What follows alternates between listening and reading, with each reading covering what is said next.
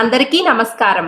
విఘ్నాలను తొలగించే విఘ్నేశ్వరుడు, భక్తుల కోరికలను తీర్చే వరప్రదాత, పాపులను కూడా పవిత్రులుగా మార్చే దయామయుడు, ఆ పరమ కరుణామూర్తి ఎవరో తెలుసా?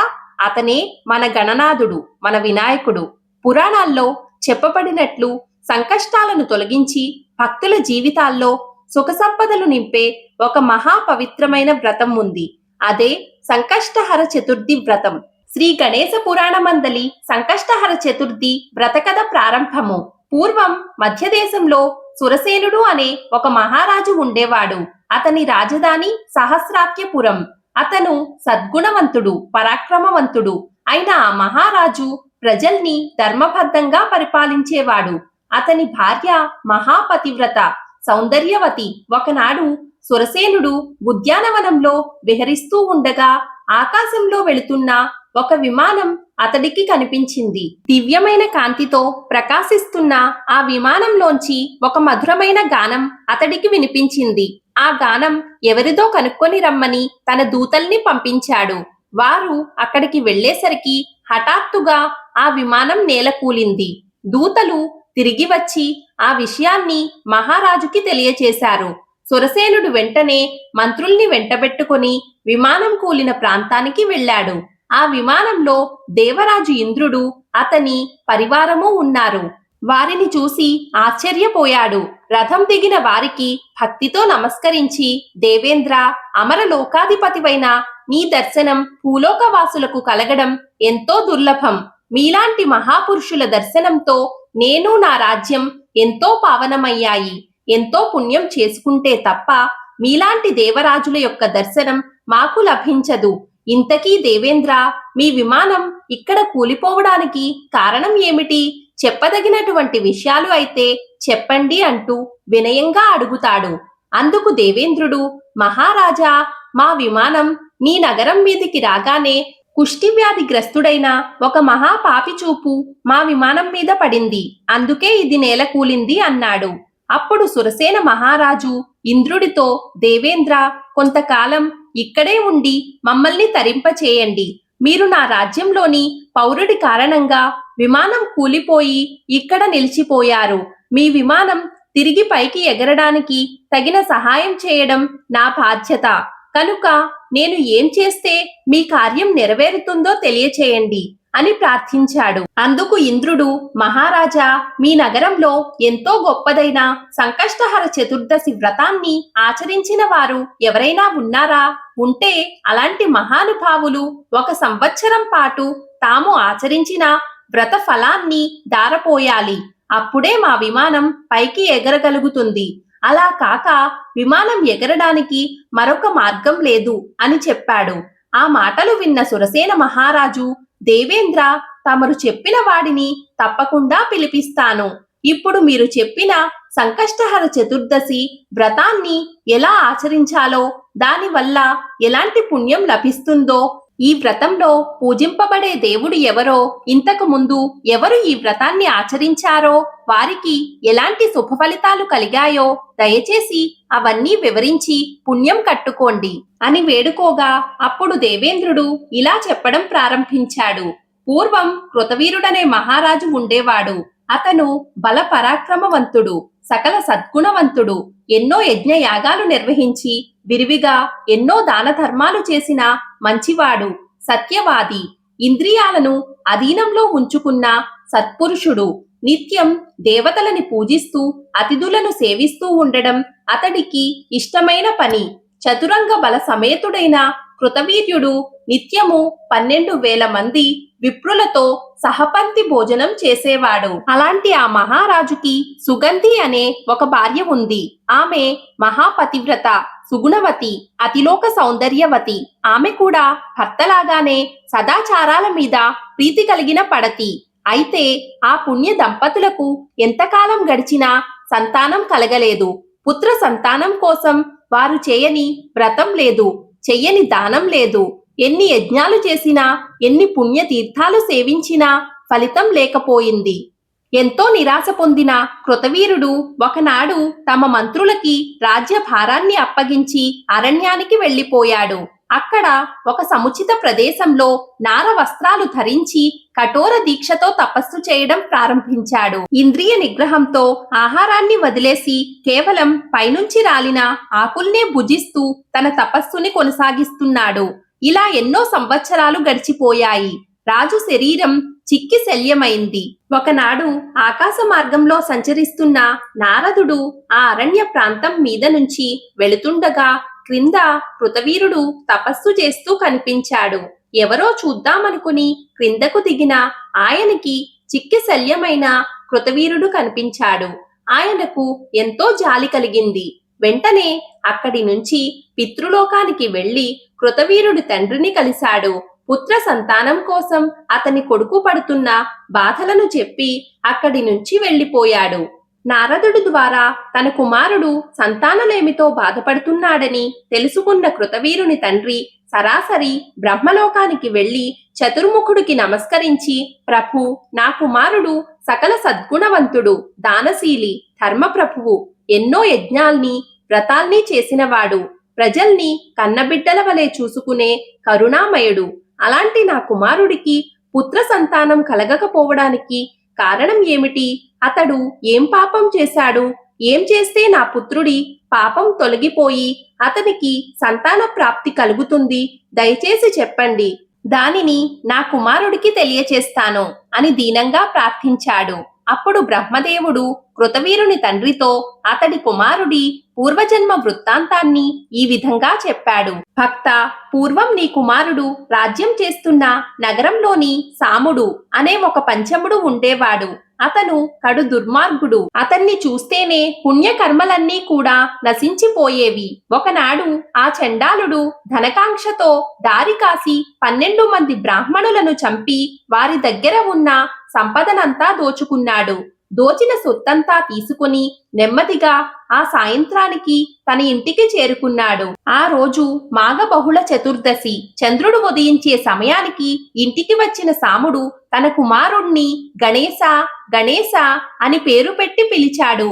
కొడుకు బయటకు వచ్చి తండ్రి దోచిన సొత్తును పట్టుకొని లోపలికి తీసుకుని వెళ్ళాడు. ఇద్దరూ కలిసి కడుపు నిండా భోజనం చేశారు. కొన్నాళ్లకి సాముడు మరణించాడు. సాముడు సర్వపాపి అయినప్పటికీ అతన్ని తీసుకుని వెళ్ళడానికి వినాయక లోకం నుండి దూతలు వచ్చారు.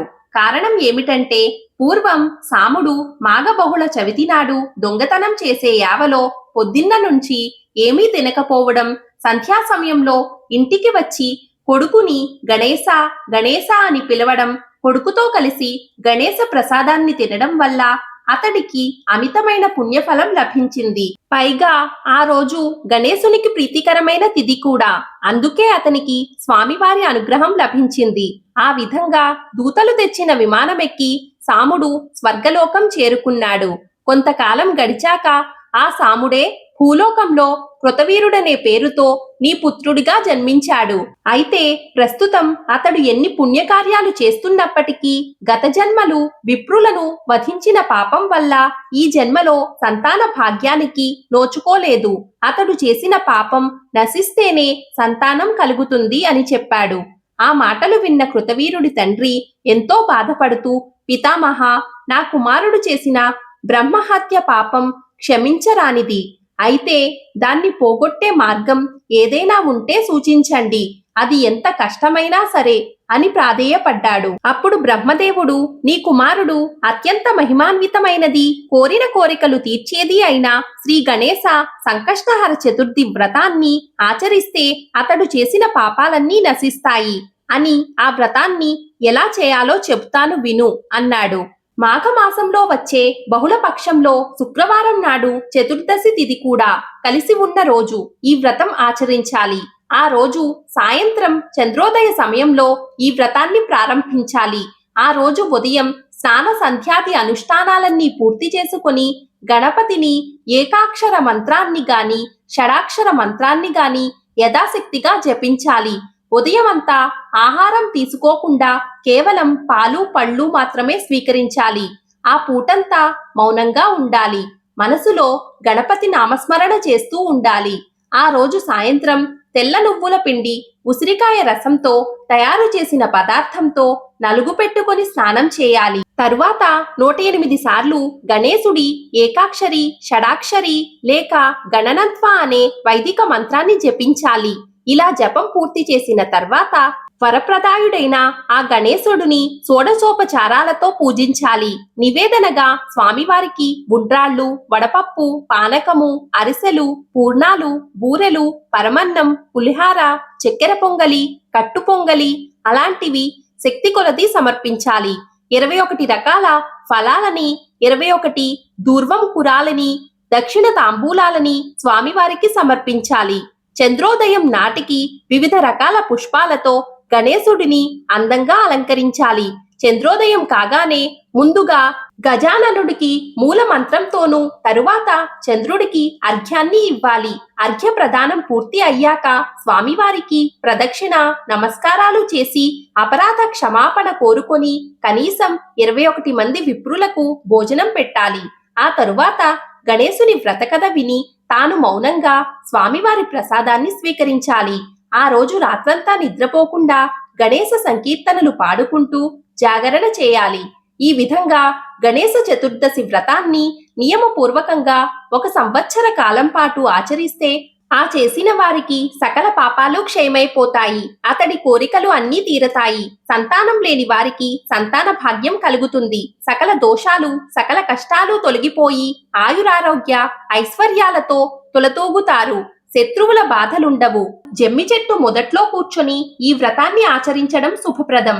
చతుర్దశి నాడు మొదలుపెట్టి మర్నాడు సాయంత్రం చంద్రోదయం అయ్యేంత వరకు ఉపవాస దీక్షతో ఈ వ్రతాన్ని ఆచరించాలి. వ్రతకాలంలో గణేశ మంత్ర జపం తప్పనిసరిగా చేయాలి. ఈ విధమైన నియమాలతో వ్రతం చేసిన వారు పుట్టుగుడ్డి, మూగా చెవిటి వాడైనప్పటికీ అతడు ఆ దోషాలన్నీ పోగొట్టుకోగలుగుతాడు. రాజ్యం కోల్పోయిన రాజులు తిరిగి తమ రాజ్యాన్ని సాధిస్తారు. ఎంతో విశిష్టమైన ఈ చతుర్దశి వ్రతాన్ని ఆచరించేవారు తప్పనిసరిగా ప్రతి మాసంలో వచ్చే చతుర్దశి చవితి తిథి నాడు కొన్ని ఆహార నియమాలు తప్పనిసరిగా పాటించాలి. అవేమిటో కూడా చెప్తాను, శ్రద్ధగా విను. శ్రావణ బహుళ చవితి నాడు నెయ్యి లడ్డూలు తినాలి. భాద్రపద బహుళ చతుర్దశి నాడు పెరుగు తినాలి. అశ్వయుజ బహుళ చవితి నాడు ఉపవాసం చేయాలి. కార్తీక బహుళ చవితి నాడు పాలు, పానకాలని స్వీకరించాలి. మార్గశిర బహుళ చవితి నాడు ఆహారం తీసుకోకూడదు. పుష్య బహుళ చవితి నాడు గోవుమూత్రం, పానకాన్ని స్వీకరించాలి. మార్గశిర బహుళ చవితి నాడు ఆహారం తీసుకోకూడదు. పుష్య బహుళ చవితి నాడు గోవుమూత్రం, పానకాన్ని స్వీకరించాలి. మాఘ బహుళ చతుర్దశి నాడు నువ్వులని ఆహారంలో తీసుకోవాలి. ఫాల్గుణ బహుళ చవితి నాడు పంచదార నెయ్యిని స్వీకరించాలి. చైత్ర బహుళ చవితి నాడు పంచగవ్యాలను స్వీకరించాలి. వైశాఖ బహుళ చవితి నాడు నెయ్యి వేసుకుని భోజనం చేయాలి. ఆషాఢ బహుళ చవితి నాడు తేనెను స్వీకరించాలి. ఈ విధంగా ప్రతి మాసంలో వచ్చే చతుర్దశి తిథి నాడు ఈ చెప్పిన ఆహార పదార్థాలను స్వీకరిస్తూ నియమపూర్వకంగా వ్రతాన్ని ఆచరిస్తే సకల సిద్ధులు కలుగుతాయని బ్రహ్మదేవుడు సంకష్టహర చతుర్థి వ్రతకథను అలాగే వ్రత విధానం గురించి కృతవీరుడి తండ్రికి తెలియజేస్తాడు. ఇక కృతవీరుని తండ్రి బ్రహ్మదేవునికి ఎన్నో నమస్కారాలు తెలియచేసుకుని అక్కడి నుంచి భూలోకంలో తన మందిరంలో నిద్రపోతున్న తన కుమారుడికి కలలో కనిపించి ఆ విషయాలన్నీ ప్రబోధించాడు. కృతవీరుడు కలలో తన తండ్రి కనిపించినందుకు ఎంతో సంతోషించి మర్నాడు ఉదయం నిద్రలేవగానే తన మంత్రులని, పురోహితుల్ని పిలిపించాడు.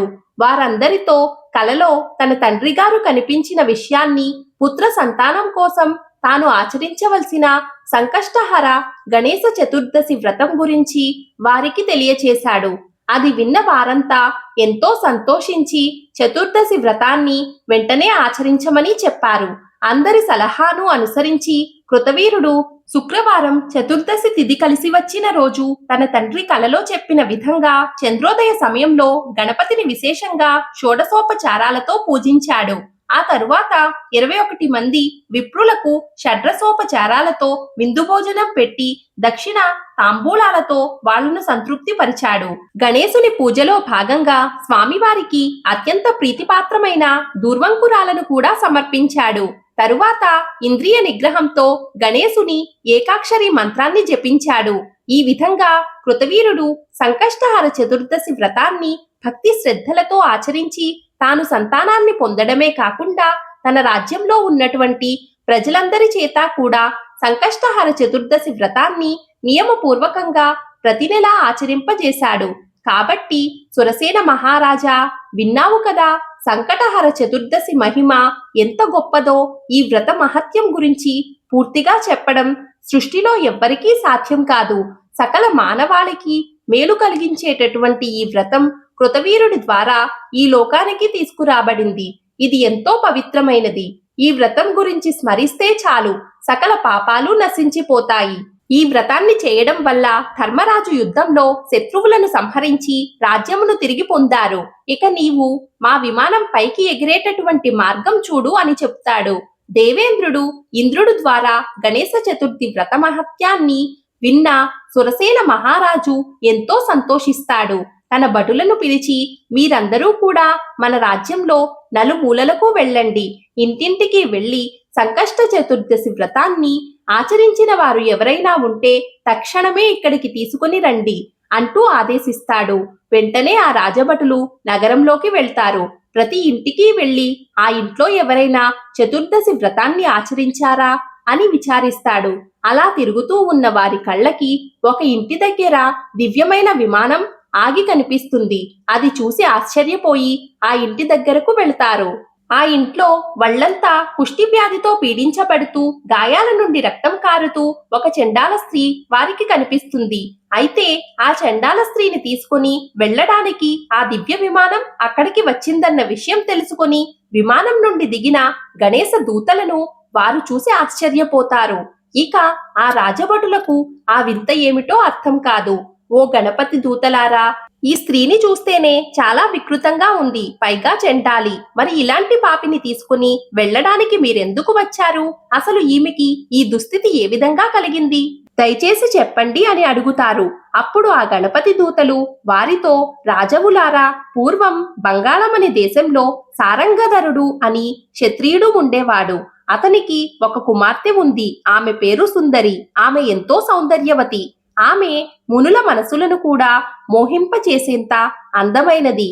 అయితే ఆమె ఇంటిని వదిలేసి ఒక వేశ్యలా నగరమంతా తిరుగుతూ కోరిన వాడితో రమిస్తూ కాలం గడిపేది. అలా ఆ విధంగా తిరుగుతున్న ఆ సుందరి ఒకనాడు చిత్రుడు అని ఒక యువకుడిని వివాహం చేసుకుంది. వివాహం అయినప్పటికీ కూడా ఆమె ప్రవర్తనలో ఏ మార్పు రాలేదు. అతన్ని కూడా మోసం చేసి అతని దగ్గర ఉన్నటువంటి ఆస్తినంతా కూడా తన విలాసాలకు ఖర్చు చేసింది. ఒకనాటి రాత్రి భర్త నిద్రపోయినటువంటి సమయంలో సుందరి చక్కగా అలంకరించుకొని నెమ్మదిగా తన విటుడి దగ్గరకు బయలుదేరింది. అంతలో మెలకువ వచ్చి నిద్ర నుండి లేచిన చిత్రుడు తన భార్య బయటికి వెళ్లడం గమనించి ఆమె చెయ్య పట్టుకుని ఆపాడు. ఓసి నీచురాలా, భర్తను నేనుండుగా విటుడు కోసం వెళ్లి జారత్వం ప్రదర్శిస్తావా? నీకేమైనా బుద్ధి ఉందా? నీవు అసలు సరైన ఆడదానివేనా అని తీవ్రంగా మందలిస్తాడు. భర్త మాటలు సుందరిలో ఉన్న ఆగ్రహాన్ని తట్టిలేపుతాయి. కానీ అప్పటికీ తన ఆవేశాన్ని ఎలాగో ఆపుకుంటుంది. కొద్ది రోజులైన తర్వాత ఒకనాటి అర్ధరాత్రి చిత్రుడు నిద్రపోతున్నటువంటి సమయంలో ఒక పెద్ద కత్తితో అతన్ని పొడిచి తన విటుడితో పారిపోతుంది. మర్నాడు ఉదయం ఆ విషయాన్ని ఇరుగు పొరుగు వారు తెలుసుకుని చిత్రుడి యొక్క దీనస్థితికి జాలిపడి వారే అతనికి అంత్యక్రియలు చేయిస్తారు. దీనంతటికీ కారకురాలైన ఆ సుందరి గురించి రాజుగారికి ఫిర్యాదు చేస్తారు. రాజు వెంటనే ఆమెను పట్టి బంధించి తీసుకుని రమ్మని భటులను పంపిస్తాడు. వారు దారి కార్చి ఒకనాడు ఆ సుందరిని బంధించి రాజు ముందు నిలబెడతారు. మహారాజు ఆమె చేసిన పాపాలకు మరణశిక్ష విధిస్తాడు. భటులు వెంటనే దీనిని అమలు పరుస్తారు. ఆ తరువాత సుందరి మరణించగానే యమదూతలు వచ్చి ఆమెను ఈడ్చుకొని పోయి నరకంలో పడేస్తారు. ఆ నరకంలో ఎన్నో రకాల యాతనలు పడుతూ తాను చేసిన తప్పులను గుర్తు చేసుకుంటూ దుఃఖిస్తూ ఉంటుంది. అలా నరకంలో కల్పాంతం వరకు శిక్షలను అనుభవించిన ఆమె తిరిగి ఒక చండాల స్త్రీగా కుష్టి వ్యాధితో మీ రాజ్యంలో జన్మించింది. ఒకనాడు ఈ చండాలి బాగా మద్యం తాగి మది తప్పి భిక్షాటన కోసం ఇల్లిల్లు తిరుగుతూ ఉండగా చంద్రోదయ సమయానికి సంకష్టహర చతుర్దశి వ్రతం చేస్తున్న ఒకరి ఇంటి దగ్గరకు వెళ్ళింది. అక్కడ వారు పెట్టిన గణేశుని ప్రసాదాన్ని భుజించింది. ఆ సమయంలో గణేశుడిని మనసారా స్మరించింది. ఆనాడు ఈమె చేసిన పుణ్యం కారణంగా గణేశ లోకానికి వెళ్లే అర్హత సంపాదించుకుంది. అందుకే ఈమెను శరీరంతోనే తీసుకుని వెళ్ళడానికి వచ్చామని చెప్తారు. ఆ గణేశ దూతలు ఆ కథ అంతా విన్నటువంటి ఆ రాజభటులు తమ రాజుగారు తమను ఎందుకు పంపింది, ఇంద్రుడి విమానం ఎలా కూలిపోయింది, అది తిరిగి మరలా పైకి ఎగరాలంటే ఏం చేయాలి, ఆ విషయాన్నంతా కూడా గణపతి దూతలకు చెప్పి, గణేశ దూతలారా, మా ప్రభు ఇంద్రుల వారికి మాట ఇచ్చారు. ఇంద్రుడు కూడా దేవలోక ప్రభువే కదా, మీరు దయతలచి ఈ చండాలిని మాతో గనుక పంపిస్తే ఈమె చేత చతుర్థి వ్రత దర్శనం ద్వారా ఆమెకు లభించిన పుణ్యాన్ని దారపోయించి ఇంద్రుడి విమానాన్ని తిరిగి వెళ్లిపోయే విధంగా చేస్తాము. దయచేసి మా మాట మన్నించండి అని కోరతారు.